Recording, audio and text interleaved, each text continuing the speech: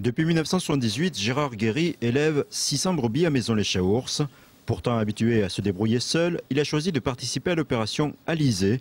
Le 14 octobre prochain, 5 à 600 éleveurs en provenance des 3 départements du bassin de production viendront visiter son exploitation. Donc il y a 4 fermes d'élevage qui ouvrent leurs portes pour montrer les différentes actions menées au sein d'Alizé pour maîtriser les coûts de production en élevage. À 6 km de sa ferme, ces quelques hectares de prairies ne peuvent pas être cultivés. Cela représente tout de même une valeur ajoutée pour Gérard Guéry.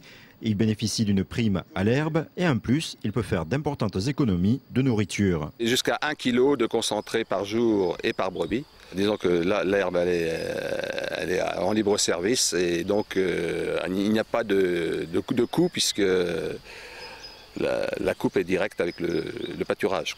Mais si Alizé a reçu le 3e prix de l'innovation 2010, c'est surtout pour son action de rassemblement des éleveurs. D'éviter l'isolement et donc de permettre aux agriculteurs de se retrouver collectivement autour de thématiques très importantes et comment ils peuvent se rassembler collectivement pour échanger et s'échanger leurs différentes façons de faire. L'événement également innovant, c'était l'événement Alizé l'an dernier sur le Loiret, autour des énergies renouvelables, et notamment la mise en place, la visite d'unités de méthanisation.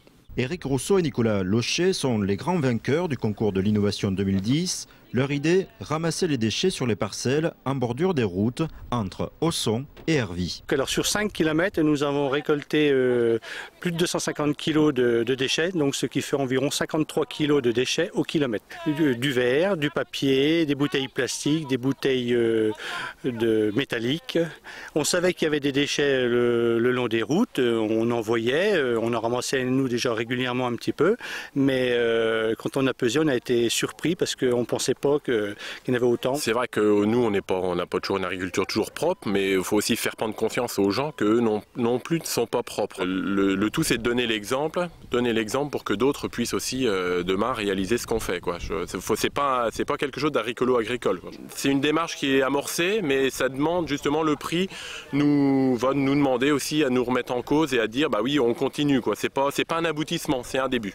Le chèque de 3 000 €, ils envisagent de l'investir, soit pour une sortie, soit pour renouveler cette opération à plus grande échelle dans le département.